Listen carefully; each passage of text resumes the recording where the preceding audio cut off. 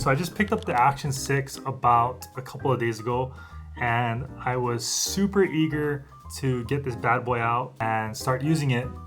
And I made the mistake, well, I wouldn't call it a mistake, but I took it out and I had watched some YouTube videos on what the best settings are for this camera.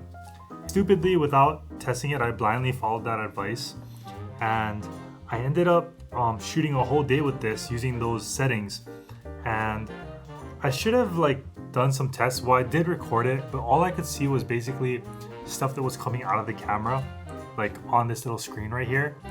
And I shot the whole day and it looked fine on the screen. When I ended up getting home from shooting the whole day with this thing, I was playing back the footage and I was like, why does this look so grainy? Like, is there something wrong with CapCut or whatever I'm using to edit? When I actually looked at the footage, I noticed that especially in dark footage, it was like literally grains. Like, it looked like little pixels. Then I started doing some more research, and like I've heard of this in the past. So just some background, I'm not an expert on filmmaking and cinematography and videography. I'm just a normal person who decided to buy extra gear with all the money I made from my side hustles. But it was Julie's 30th birthday, so we started off the morning. I woke up in the morning and I thought I could get a couple shots while I was in the dark, because everyone said the low light capabilities on this camera are super good.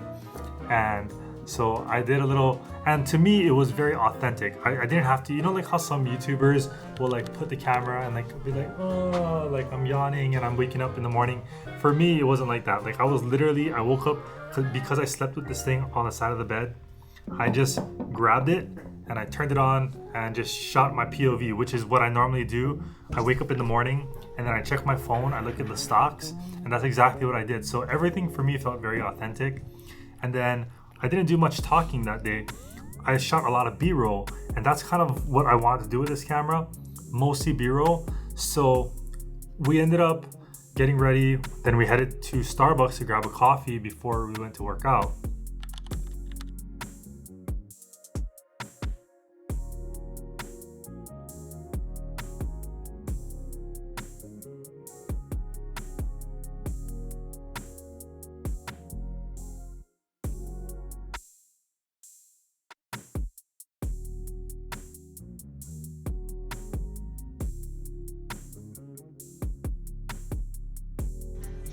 Finally got the nitro cold brew, even though it's a grande, because I don't know why, just because.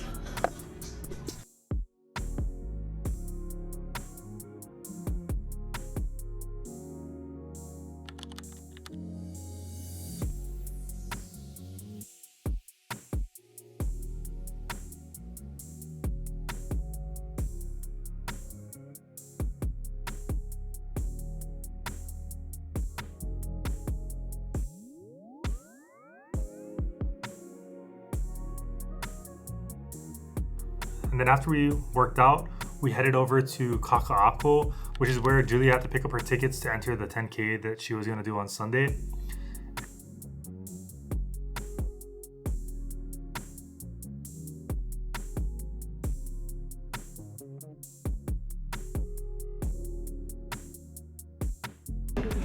And your name? Julie.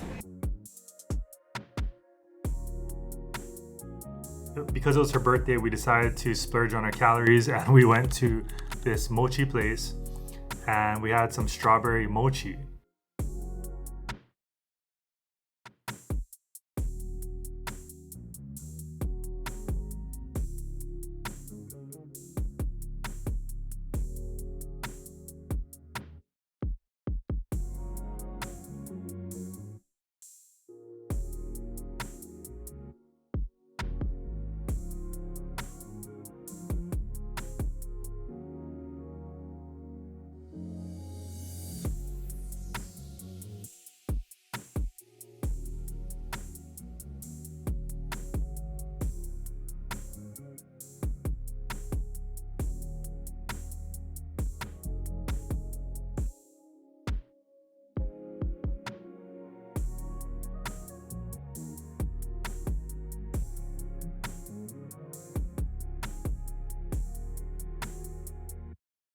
And then after the mochi, she said she wanted cheeseburgers. So we ended up going to this place called Daily, which is this place in Chinatown that has the most amazing smash burgers. And the only thing that's on the menu is called the Daily Burger. And we also like them because they have really good fries. Like the fries are nice and crispy and they're not soggy. They have that nice crisp fries, and then the burgers.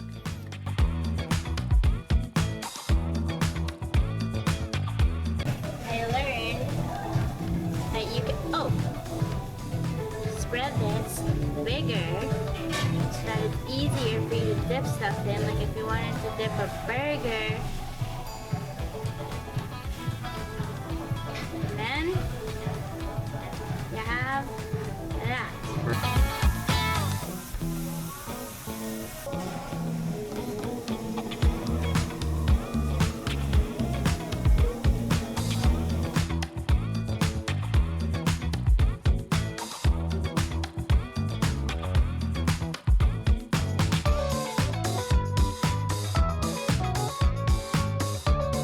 And then after that, we came home. So then I got home and I was excited. I was like, I have a lot of B-roll. You know, my plan for this video was to tell you about the settings that work, and they're easy because I shot it in full auto. What I realized was that wasn't the case. Like all my footage, except for when I shot some scenes that were in bright light, the footage looked amazing. But anytime there was any sort of shadow or any sort of darkness, anything that wasn't direct sunlight, it looked horrible. And I was like, dude, why does it look like this? So I went back to the YouTube videos that I watched, and people were saying, oh, because this has such good low light capabilities, you can crank up that ISO to like 20 something thousand or whatever it was, some crazy number. So if you're a beginner to cameras, that ISO value, the higher it is, it basically allows you to see in lower light. So yes, this has the ability to crank up the ISO so that you can see stuff. But when you do that, the camera is basically working in overtime. And for the parts that the camera can't see, it's compensating and filling that in with digital, what they call noise. And that's where you get all those like grainy pixels and stuff. So essentially what you want to do is not make your camera have to crank it up that high and keep that ISO low while still lighting up your subject so that the image looks good. And if your image looks too dark, you need to find better lighting. And I know that's not what a lot of people want to hear, but to me, it was a night and day difference. I tweaked the settings and I had to discover this on my own. And here's the thing is like, I have the DJI Nano and I have the Osmo Pocket 3, and they all have different size sensors, and that allows them to see better in lower light conditions. So something like the Osmo Pocket 3 has a 1-inch sensor, which is bigger than the 1/1.1 sensor that's in here, which means it has better low light capabilities, even though this is supposed to be really good, which I think it is good. But I think if you want to have the best looking footage, you just can't rely on cranking up that ISO unless you don't care about having graining footage. And to me, it just looked unusable. And especially after I spent all this money on camera gear, I want to make sure that image looks good. So the perfect auto settings for me is going to be to set this to pro mode and then always auto white balance. And my reasoning for using auto white balance is because I'm not sitting in a studio. I'm constantly moving around and the light is changing. If I'm going to sit down and talk, I'm going to use this camera right here, which is the SONY ZV-E1. But these action cameras, I'm moving about and the light's constantly changing. So always auto white balance for me. And then the exposure I set to auto. I set my ISO to 100 to 800, which is like the lowest auto setting you can go. And then I also have my EV value cranked to -0.7. So yes, in low light, this thing is gonna look dark. But again, if you're in low light, you gotta find that light, and like you shouldn't be shooting in the dark anyways. If you are gonna shoot with this in the dark, you need to get a light source. Like right now I'm using a light. So if you wanna do that, you need to use a light. For all other conditions, because I have the ISO low and I have the EV crank low, I can film with this outside and it won't be all blown out, and you'll retain all the shadows and highlights.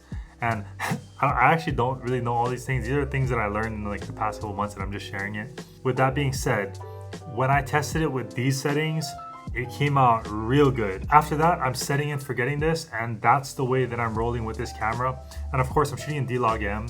If you don't want to shoot in D-Log-M, you can just use the normal color profile, which I think is fine as well. But I like to kind of add a little bit of cinematic stuff, and all I do is use one quick LUT on there. I just use the variable aperture auto, and then f2 to -4. For the image stabilization, I have it both -2 for texture and -2 for noise reduction. And now I like to shoot with this new square sensor shooting, basically. I don't know. So you can shoot horizontal and vertical at the same time. I use that mode. So that's all the settings that I use. If there's any other questions you have about the settings I use, let me know. I'm a beginner just like anyone else that is probably watching this video, but these are the settings that work for me. And I'm not currently using any ND filters, and I haven't found the need to yet, but I think if you use these settings and you absolutely don't know anything that you're doing, these are the best auto settings.